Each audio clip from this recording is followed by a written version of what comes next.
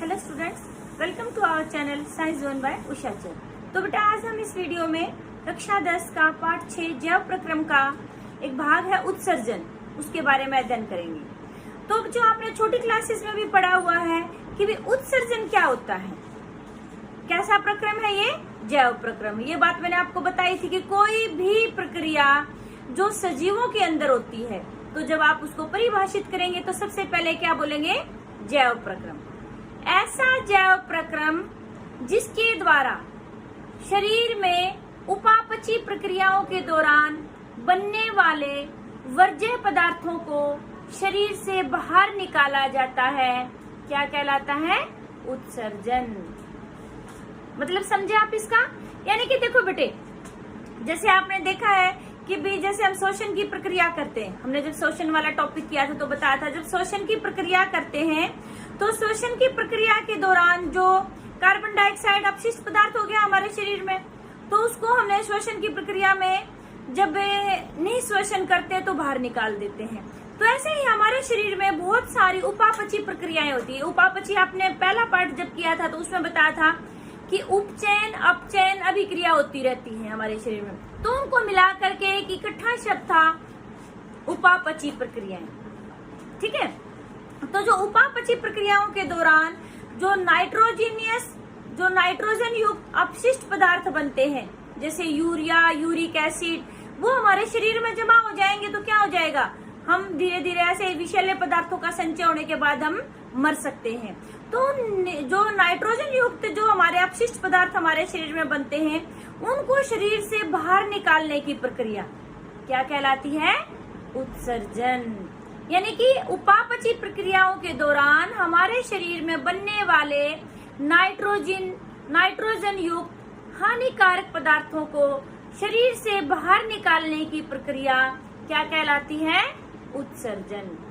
ठीक है, तो आपने देखा होगा जब हमने अमीबा के अंदर पोषण की प्रक्रिया की थी, पीछे वाली जो वीडियो है उनमें, तो जो एक कोशिकीय जीव है, जैसे अमीबा एक कोशिकीय, तो अपशिष्ट पदार्थों को शरीर से बाहर निकालते तो क्या करते, उनकी जो कोशिका भित्ति होती है तो उसके नजदीक ले आते हैं, कोशिका भित्ति के पास में, और वहां से जो कोशिका भित्ति होती है बेटे वो फट जाती है और वो अपशिष्ट पदार्थों को बाहर फेंक देते हैं। ये हम पहले भी बता चुके हैं कि जो बहुकोशिकीय जीव है उनमें की जो संरचना होती है जटिल होती है, तो उनमें अलग अलग जो क्रियाएं हैं, जैसे पोषण है, शोषण है, उत्सर्जन है, तो सबके लिए अलग से विशिष्ट अंग होते हैं, तंत्र होता है उनके लिए। तो जो बहुकोशिकीय जीव, उनमें उत्सर्जन के लिए कौन सा तंत्र होगा, उत्सर्जन तंत्र। ठीक है, तो आज हम बात करेंगे मानव उत्सर्जन तंत्र। तो हम बात कर रहे हैं मानव उत्सर्जन तंत्र। पहले तो बेटे ये इम्पोर्टेंट है, बहुत बार परीक्षा में आता है कि भाई मानव उत्सर्जन तंत्र का नामांकित चित्र बनाइए, तो आपको इसका चित्र भी बनाना आना चाहिए। हमारे मानव उत्सर्जन तंत्र में क्या क्या चीजें होती हैं। एक तो क्या होता है, एक जोड़ी वृक्क होता है जिसको हम किडनी कहते हैं इंग्लिश में। जो वृक्क होता है कैसे आकार का होता है, राजमा जैसे आकार का। तो एक जोड़ी हमारे वृक्क होते हैं। तो रीढ़ की हड्डी के दोनों तरफ ये पाए जाते हैं, उधर में नीचे वाला जो भाग होता है हमारा पेट का, तो वहां पर ये पाए जाते हैं। इसमें एक जोड़ी वृक्क, एक दायां वृक्क और एक बायां वृक्क होता है। तो यहाँ से क्या निकलती है, मूत्रवाहिनी निकलती है दो, एक दाई मूत्रवाहिनी होगी और एक हमारी बाई मूत्रवाहिनी होगी। ठीक है बेटे, और फिर जो ये मूत्रवाहिनी होती है कहाँ जाके इस मूत्र का विसर्जन करती है, मूत्राशय के अंदर।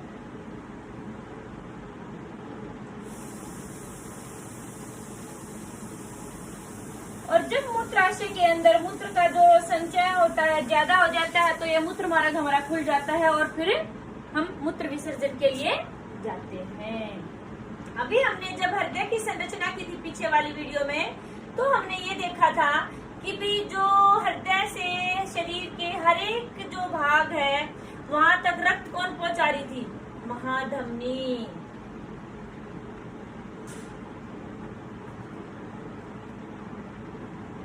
तो ये हम बनाएंगे मानव उत्सर्जन का नामांकित चित्र।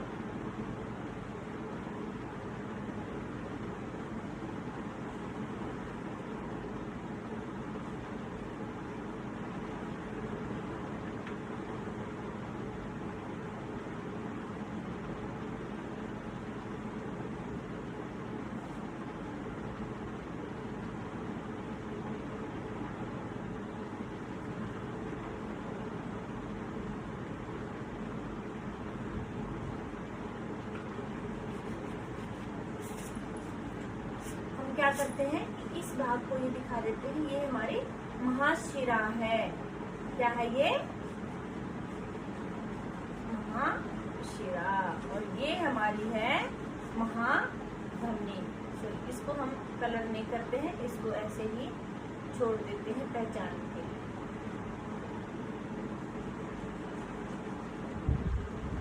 अब हम इनके नामकरण करते हैं।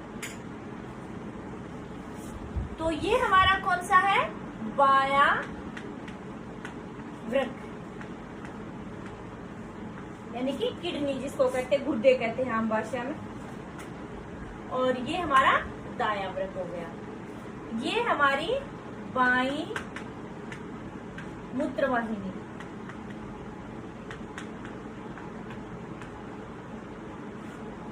ये हमारा मूत्राशय। और ये हमारा मूत्र मार्ग।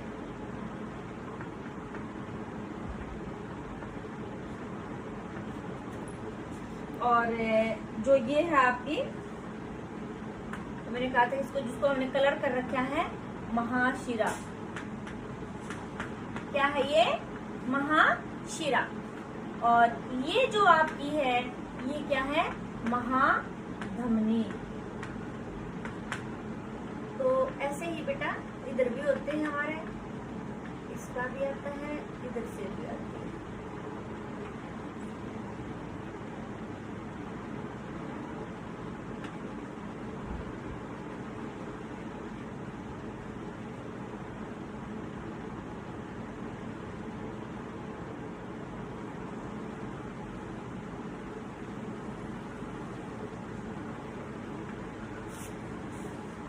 तो ये हो गई बाईं वृक्कशिरा।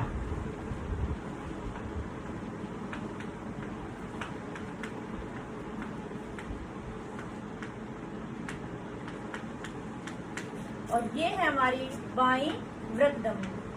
महाधमनी में से और छोटी धमनियां निकलती है ना, मैंने आपको जब हृदय की संरचना बताई थी तो बताया था। और फिर धमनियों में से क्या निकलती है? शिराएं, केशिकाएं। तो बेटा ये है हमारे मानव उत्सर्जन तंत्र का चित्र। ये परीक्षा में बहुत ही बार आता है, बहुत इंपॉर्टेंट है। फिर बात आती है कि हमारे जो मानव उत्सर्जन तंत्र, उसके कौन कौन से भाग हैं।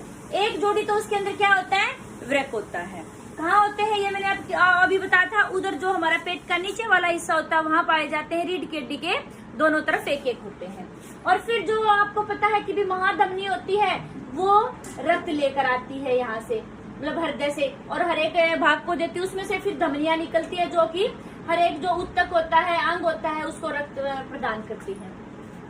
और जो महाशिरा होती है, ये यहाँ से रक्त लेकर जाएगी किसके पास? हृदय के पास। जब हमने हृदय की संरचना की थी तो उसमें बताया था कि महाशिरा सभी अंगों से रक्त लेकर आती है। ठीक है। और फिर ये होती है हमारी मूत्रवाहिनी, यानी कि जो हमारा मूत्र बनता है बेटे, वो कहाँ बनता है? वृक्क के अंदर। और यहाँ से फिर मूत्र को कौन लेके जाता है? मूत्रवाहिनी। किसके पास? मूत्राशय के पास। जो मूत्राशय है हमारा, पेशियों की बनी हुई संरचना होती है, फैलता और सिकुड़ता रहता है। ये नहीं है कि मान लो बूंद बूंद करके मूत्र और वो निकलता रहता है, इसमें इकट्ठा होता रहता है। जब ये बहुत ज्यादा भर जाता है तो ये फैलता रहता है। जब इससे सहन नहीं होता तो हमें ऐसा महसूस होता है कि भी हमें मूत्र विसर्जन के लिए जाना चाहिए। फिर हमारा मूत्र मार्ग खुल जाता है और हम मूत्र विसर्जन कर देते हैं। तो ये था हमारा कि मानव का उत्सर्जन तंत्र। फिर बात आती है कि भी मूत्र बनने का उद्देश्य क्या है, मूत्र क्यों बनता है। जैसे हम करते हैं कि विश्लेषण की प्रक्रिया क्यों होती है, क्यों हो रही थी? क्योंकि ऑक्सीजन लेने के लिए अंतर शोषण में हम ऑक्सीजन लेते हैं जिससे कि भोजन से ऊर्जा निकल सके, और निःश्वसन में हम कार्बन डाइऑक्साइड को बाहर निकालते क्योंकि वो अपशिष्ट पदार्थ है हमारे शरीर के लिए। तो ऐसे ही जो मूत्र बनने का उद्देश्य क्या है?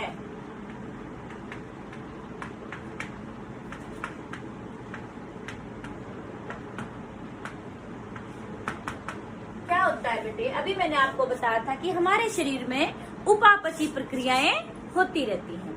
तो उपापचयी प्रक्रियाओं के दौरान जो नाइट्रोजन युक्त वर्ज्य पदार्थ मतलब जो हमारे शरीर को हानि पहुंचाते हैं, अपशिष्ट पदार्थ बनते हैं, तो वो हमारे रुधिर में ही यानी कि रक्त के अंदर मिले रहते हैं।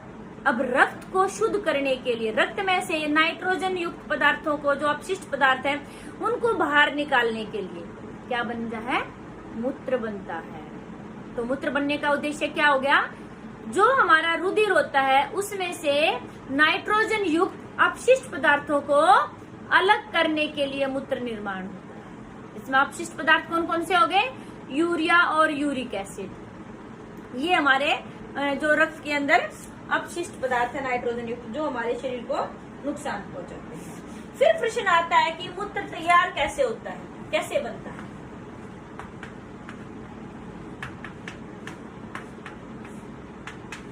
मूत्र कैसे बनता है? तो कैसे बनता है बेटे? क्या होता है कि अभी हमने जैसे मानव उत्सर्जन तंत्र बनाया था, तो उसमें हमने क्या किया था? 2 हमने वृक्क बनाए थे जिसको किडनी या गुर्दे बोलते हैं। तो उसके अंदर जैसे आपको पता है सबको कि हमारा शरीर की जो सबसे छोटी इकाई है संरचनात्मक, हमारा शरीर किससे मिलकर बना है? कोशिकाओं से मिलकर बना है ना? तो ऐसे ही जो वृक्क है उसकी संरचनात्मक और कार्यात्मक इकाई वृक्क की कौन है? वृकाणु। वृकाणु को नेफ्रॉन भी बोलते हैं।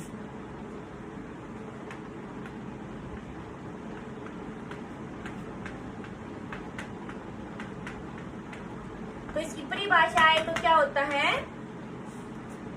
वृक्क की या उत्सर्जन तंत्र की संरचनात्मक व कार्यात्मक इकाई वृकाणु या नेफ्रॉन कहलाती है।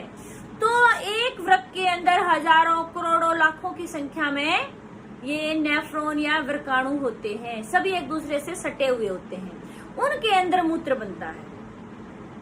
ठीक है, जैसे अब मान लो ऐसे, जैसे इस तरह की संरचना होगी, इसमें ऐसे बहुत सारे छोटे छोटे वृकाणु होते हैं, असंख्य। तो उनके अंदर अलग अलग सबका फिर विसर्जन इकट्ठा होता है और फिर यहाँ के एक मूत्र जो हमने अभी निकाली थी मूत्र वाहिनी, उसमें से इकट्ठा होके हमारे मूत्राशय के अंदर चला जाता। ठीक है, तो जो ये मूत्र बनता है बेटे, यानी कि जब हमने कहा कि वृकाणु, तो हमें वृकाणु की संरचना का पता होना चाहिए। क्या होता है हमारे, अभी मैंने कहा था कि हमारा जो वृक्क होता है उसके अंदर बहुत ही ज्यादा संख्या में क्या होती है? वृकाणु होते हैं। और वृकाणु कैसी है? प्याले जैसी संरचना होती है। ये वृकाणु का चित्र आपकी किताब में थोड़ा सा अटपटा दिया हुआ है एनसीईआरटी में, तो आप ये चित्र बना सकते हैं। तो क्या होता है बेटे, एक प्याले के आकार की जो संरचना है उसके अंदर कोशिका गुच्छ पाया जाता है जो कि एक छलनी की तरह कार्य करता है।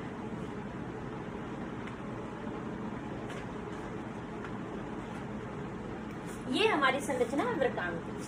क्या होता है इसके अंदर कोशिकाओं का, यानी कि जो वृकाणु है वो क्या है, उसके ऊपरी भाग पर एक प्याले नुमा संरचना पाई जाती है जिसके अंदर कोशिकाओं का एक गुच्छा पाया जाता है। उस कोशिका, इसको हम क्या कहेंगे? कोशिका गुच्छ। या एक शब्द और सुना होगा आपने, कई बार आ जाता है, ग्लोमेरुलस। कोशिका गुच्छ या ग्लोमेरुलस।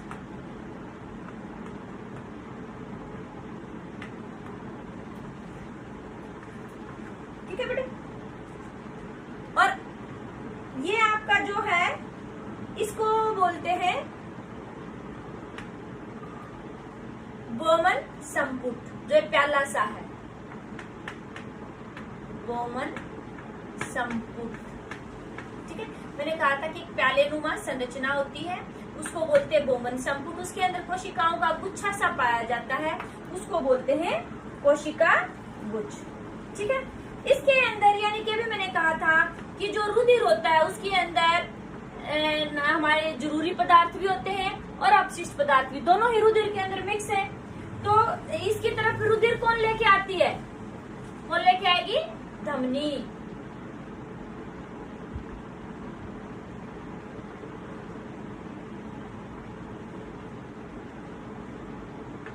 यानी कि क्या है, वृक्क धमनी, जो यहाँ रक्त लेके आएगी। इसके अंदर जो कोशिका गुच्छ होता है बेटे, ये एक छलनी की तरह कार्य करता है। ये क्या करता है कि जो बड़े आकार के जो कण होते हैं जैसे प्रोटीन वगैरह, उनको छान लेता है और दूसरे छोटे पदार्थ छन करके नीचे चले जाते हैं। अब यहाँ पर जो छनते हैं उसका ये नहीं पता होता इसको कि भी कौन से हमारे शरीर के लिए जरूरी है और कौन से हानिकारक है। जितना भी सबका छोटा साइज होता है वो सब छन करके नीचे आ जाते हैं। उसमें से कुछ हमारे जरूरी पदार्थ भी आ गए छन करके। तो फिर उनका क्या होता है, पुनर्अवशोषण। क्या होता है उनका, पुनर्अवशोषण। यानी कि जिनकी हमारे शरीर को जरूरत होती, जैसे अमीनो अम्ल है, ग्लूकोज वगैरह है, तो उनका दोबारा से पुनर्अवशोषण हो जाता है। और जो अतिरिक्त जल आता है उसका भी पुनर्अवशोषण हो जाता है। जो बिल्कुल अपशिष्ट है, जिसकी हमारे शरीर को जरूरत ही नहीं है, जो शरीर को सिर्फ नुकसान पहुंचा रहा है, तो वो फिर आखिर में क्या होता है, संग्राहक नलिका के द्वारा फिर वो मतलब एक वर्ज्य पदार्थ के रूप में शरीर से बाहर निकल जाता है। फिर वो कहाँ जाता है, वृक्क में जाता, मतलब इन सबका इकट्ठा होकर के मूत्रवाहिनी मूत्राशय में ले जाती है और फिर शरीर से बाहर निकल जाता है मूत्र मार्ग के द्वारा। तो समझ में आया आपको बात? यानी कि एक प्यालेनुमा संरचना है, उसके अंदर क्या होता है, कोशिका गुच्छ होता है। प्यालेनुमा संरचना को बोमन संपुट बोलते हैं बेटे। और यहाँ पर जो वृक्क धमनी है वो यहाँ पर रक्त को लेके आएगी। उससे क्या होगा कि भी उसका यहाँ पर निस्संदन की प्रक्रिया होगी। उसमें से जो बड़े आकार के वो रह जाएंगे और छोटे आकार के हमारे जो नलिकाकार संरचना होती है इसके अंदर चले जाएंगे। यानी कि इसको हम वृक्काणु का नलिकाकार भाग बोलते हैं।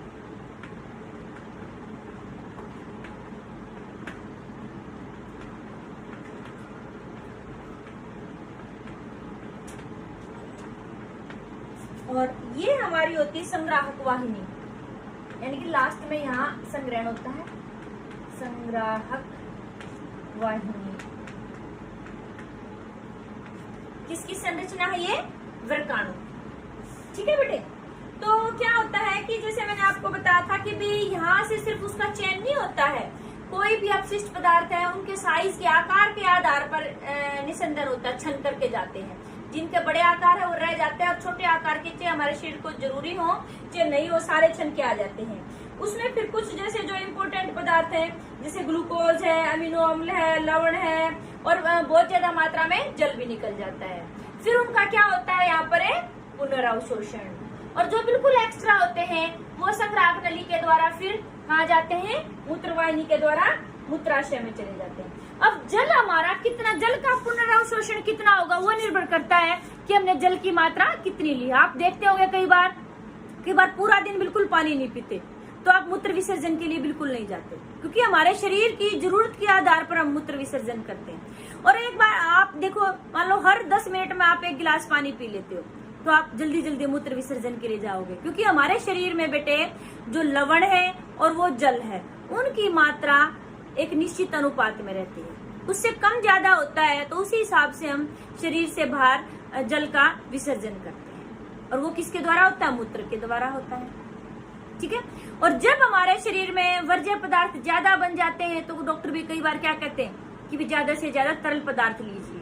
तो हम मूत्र विसर्जन बार बार करेंगे तो उसके साथ हमारे जो अपशिष्ट पदार्थ हैं, वर्ज्य पदार्थ हैं, वो भी बाहर निकल जाएंगे। तो वैसे भी हमें पानी ज्यादा पीना चाहिए। अब पुनर्अवशोषण का आप यहीं से पता लगा सकते हैं कि एक दिन में हम 1 या 2 लीटर मूत्र विसर्जन करते हैं, लेकिन जो यहाँ पर जो निस्संदन के दौरान जो हमारा आता है यहाँ पर छन करके वो लगभग 180 लीटर आता है। तो उसका कितना भाग पुनर्अवशोषण हो जाता है। समझ में आई आपको बात? तो पुनर्अवशोषण इसलिए जरूरी है क्योंकि हमारे इसमें कुछ आवश्यक तत्व भी, आवश्यक पदार्थ भी छन करके आ जाते हैं। फिर आता है बेटे आपका कि भी जो कई व्यक्ति ऐसे होते हैं कि जिनका जो ये सुना होगा कि भी किडनी खराब हो गई है। वैसे तो किडनी हमारी जल्दी से खराब नहीं होती है, लेकिन कई बार क्या होता है कि भी जैसे कोई इन्फेक्शन हो जाता है, यानी कि संक्रमण हो जाता है, या फिर कोई गहरी चोट लग जाती है हमें, या फिर रुधिर प्रवाह। कई बार क्या हो जाता है कि जो धमनियां हमारा रुधिर का प्रवाह कर रही थी वृक्क की तरफ, उनमें रुकावट आ जाती है, या तो चोट लग जाए, या संक्रमण हो जाए, या रुधिर प्रवाह वृक्क के अंदर कम हो जाए, तो क्या हो जाता है कि हमारा जो वृक्क है वो खराब हो जाते हैं। अब किसी जीव की उत्तरजीविता के लिए जो वृक्क का कार्यशील होना बहुत जरूरी है, क्योंकि ये काम नहीं करेंगे तो क्या हो जाएगा, जो वर्ज्य पदार्थ है वो हमारे शरीर में जमा हो जाएंगे और इस तरह से धीरे धीरे हमारा अंदर से शरीर सड़ जाएगा और हमें मर सकते हैं। तो उस स्थिति में क्या किया जाता है बेटे, कृत्रिम वृक्क लगाया जाता है। आपने सुना होगा डायलिसिस, जिसको अपोहन कहते हैं।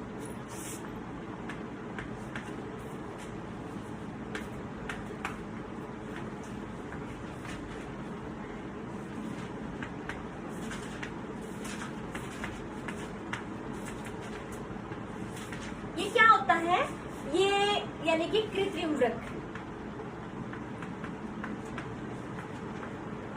जिस इंसान का वृक्क खराब हो जाते हैं तो क्या होता है, वहां पर क्या किया जाता है कि भी दो अलग अलग टंकियां ली जाती हैं। उनमें क्या किया जाता है कि भी जैसे अपोहन के लिए यानी कि डायलिसिस के लिए विलियन डाला जाता है, जैसे हमारा रक्त का दाब होता है, सेम ऐसा ही। और उसमें नलिकाएं जोड़ दी जाती हैं जो कि अर्धपारगम्य होती है। जैसे हमारी प्लाज्मा झिल्ली अर्धपारगम्य होती है ना, चयनित पारगम्य, तो ये भी चयनित पारगम्य होती है। फिर क्या किया जाता है कि इसमें से सेम रक्तदाब वाला जो रुधिर होता है वो जो मनुष्य होता है यहाँ पर उसको लिटा दिया जाता है और यंत्र के द्वारा उसके शरीर में प्रवेश करवाया जाता है। फिर वो उसका रक्त जो होता है बेटे, जो हमारा ये मशीन बनी हुई है, उपकरण बना हुआ है, इसके अंदर प्रवाहित होता है और इसमें से जो अपशिष्ट पदार्थ होते हैं, एक दूसरा यहाँ पर पात्र रखा जाता है, उसमें अपशिष्ट पदार्थ आ जाते हैं और दोबारा से फिर वो शुद्ध रक्त होता है उसके शरीर में प्रवेश कर जाता है। लेकिन क्या होता है यहाँ पर नुकसान, कि यहाँ पर पुनर्अवशोषण की प्रक्रिया नहीं होती है। जो शरीर से जरूरी पदार्थ बाहर निकल गए तो दोबारा से उनका पुनर्अवशोषण नहीं होगा और ये टाइम टू टाइम करवानी पड़ती है और महंगी भी बहुत पड़ती है। तो इसलिए आपके जो वृक्क हैं आपके जीवन के लिए बहुत ही महत्वपूर्ण है। तो इसलिए आप ज्यादा से ज्यादा तरल पदार्थों का सेवन करिए, पानी ज्यादा से ज्यादा पिए, जिससे कि आपके जो वृक्क हैं सुचारू रूप से कार्य करते रहें और आपका जो अपशिष्ट पदार्थ है शरीर में जमा नहीं हो और शरीर से बाहर निकल जाए। और जो लोग आजकल वेट घटाने के चक्कर में रहते हैं तो उनको ज्यादा से ज्यादा क्या करना चाहिए बेटे, तरल पदार्थों का सेवन करना चाहिए, पानी ज्यादा से ज्यादा पीना चाहिए, जिससे कि अपशिष्ट पदार्थ हमारे शरीर में जमा नहीं होंगे और हमें। तो बेटे आपको बताया कि अपने मोटापे से शरीर को बचा कर रखिए। तो अगला हमारा टॉपिक आता है फिर कि भी पादपों में उत्सर्जन की प्रक्रिया। तो पादपों में जो उत्सर्जन होता है बेटे कैसे होता है, यानी कि पादपों में उत्सर्जन, ठीक है। जो पादपों में उत्सर्जन होता है बेटे, हर एक जो जीव है उसके लिए जो अपशिष्ट पदार्थ हो अलग अलग हो सकता है। जैसे पादपों के अंदर जो प्रकाश संश्लेषण के दौरान ऑक्सीजन बनती है तो उनके लिए वो भी अपशिष्ट पदार्थ है, तो वो भी शरीर से बाहर निकालते हैं उस स्टोमेटा के द्वारा, तो यानी कि वो भी उत्सर्जन हो गया। उनके जब पत्ते जो पुराने हो जाते हैं तो जो मतलब क्या हो जाते हैं, झड़ जाते हैं, वो भी उत्सर्जन है। उनके जो पुराना जाइलम होता है उसके अंदर गोंद और रेजिन इकट्ठा हो जाता है, वो बाहर निकलता है, तो वो भी क्या हो गया, वो भी उत्सर्जन हो गया। उनके जो फल पक करके गिर जाते हैं वो भी क्या है, वो भी उत्सर्जन है। श्वसन प्रक्रिया के दौरान रात को जो CO2 छोड़ते हैं वो भी उत्सर्जन है। तो यानी कि पादपों में यानी कि कोई भी जीव होता है बेटे, उसके शरीर से जो चीज बाहर निकल रही होती है वो क्या है, उत्सर्जन है।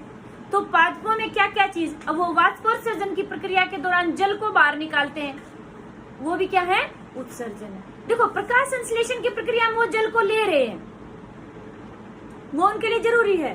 वाष्पोत्सर्जन में निकाल रहे हैं उसको, वो क्या, वहां पर क्या कहलाया, फिर ये क्या कहलाया, अपशिष्ट पदार्थ कहलाया। और यानी कि वो क्या करते हैं, जो ये उत्सर्जन करते हैं पदार्थों का बेटे, उसको या तो मृदा के अंदर निकाल देते हैं या वायुमंडल में निकाल देते हैं। और जो गोंद रेजिन वगैरह होते हैं वो उसके तने से ही लगे होते हैं। ठीक है, तो इस तरह से पादपों में जो उत्सर्जन के विभिन्न तरीके हैं। आपको वीडियो अच्छी लगी तो शेयर और लाइक जरूर करें। आपको कोई डाउट है तो आप कमेंट सेक्शन में जाके कमेंट करके पूछ सकते हैं। Thank you.